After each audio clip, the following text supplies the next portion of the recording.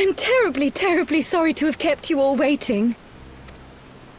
You need not apologize. We arrived but a moment ago ourselves. Pray, allow me to introduce Krile, who has recently come from the Sharlayan motherland. She has generously offered to assist us. Oh, please, think nothing of it. A trip to Eorzea was long overdue. You must be the Warrior of Light. Yes, you certainly do look the part. A pleasure to meet you at last, sir.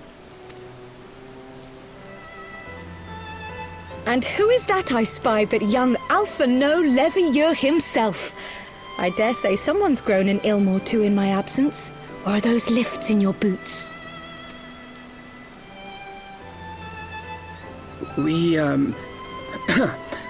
Miss Krile and I met at the studium years ago.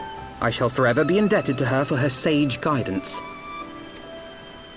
It was no small task keeping him out of trouble, believe you me.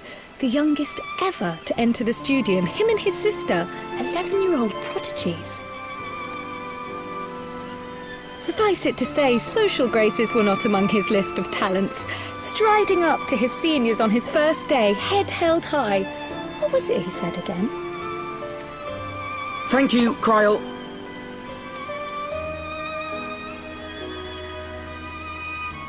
For what? I haven't finished yet. Would you care to attempt a more dexterous deflection?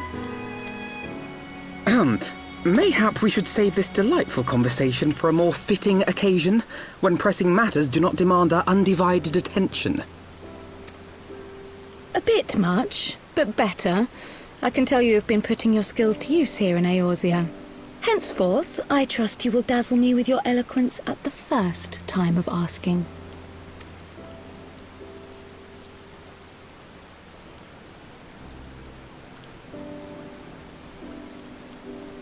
Right, on to more pressing matters. Finding Minfilia and the other missing scions. I gather you have new information to share with us. A new approach, actually. Tataru recounted the tale of your escape, and it gave me an idea. Simply put, assuming Thancred left some manner of trail when you whisked him away, as is almost always the case with teleportation magics, I am confident I can find and follow it. Then what are you waiting for? The wherewithal to do it. The fact is, my abilities aren't quite up to the task. Not in themselves, anyway. If I had Master Matoya's crystal eye, on the other hand... Then let us all call on her forthwith. I think it best you explain your plan to her in person.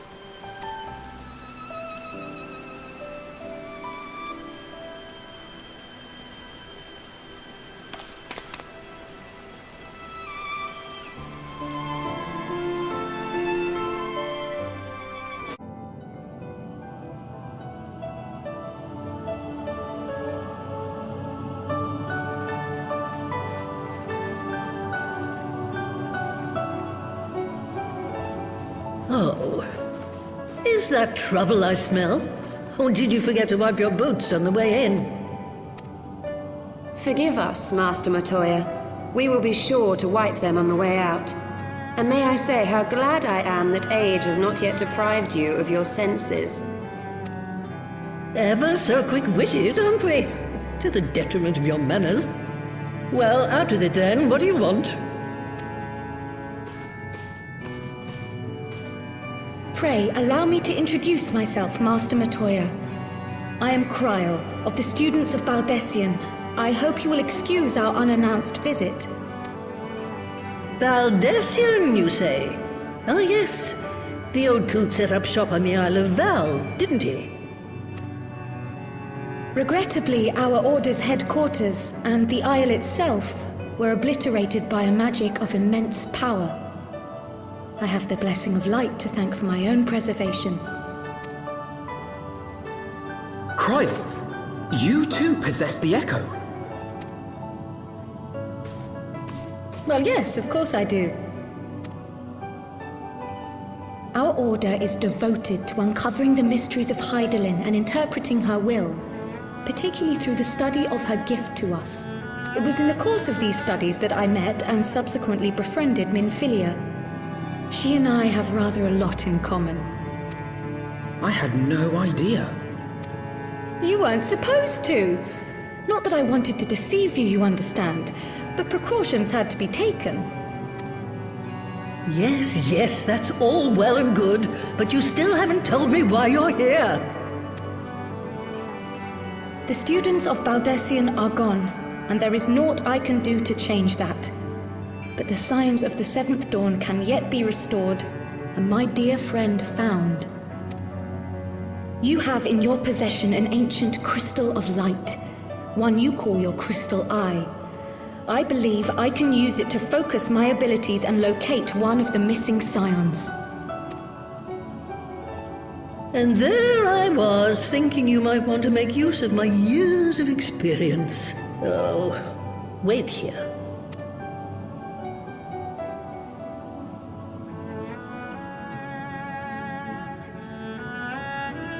Long did I ponder the nature of this crystal and its familiar radiance, but never did I suspect it was a crystal of light. On the cusp of an umbral calamity, souls blessed with the power of the Echo invariably appear. To aid these, her chosen warriors, Hydaelyn bequeaths to each a slither of her strength in the form of a crystal of light.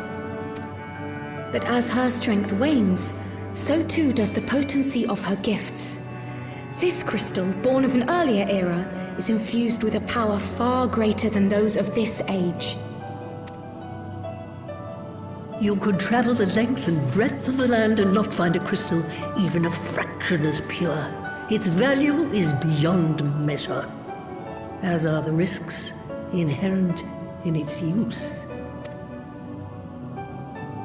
No two manifestations of the Echo are alike. I, for example, can converse with beings of every shape and size, excepting beasts, contrary to what others would have you believe. Language has nothing to do with it, of course. Rather, I am sensitive to the whispers of the soul. Their intent, their very essence even, the traces of which serve to guide the elementals to Y'shtola. Far-fetched though it may sound, I believe that with your crystal eye, I may be able to pick up where they left off and follow the remaining trail to Thancred. That is, if I have your permission.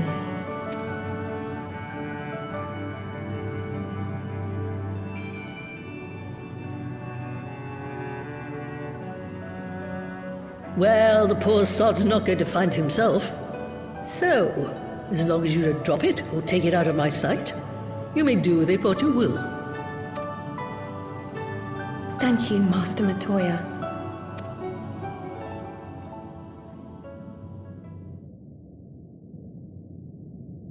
Then let us begin.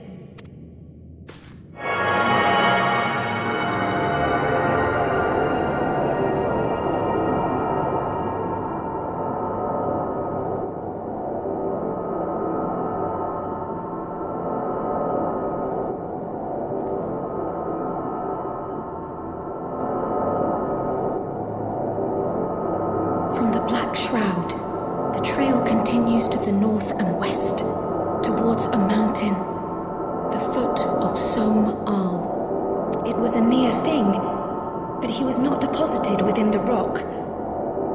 I think.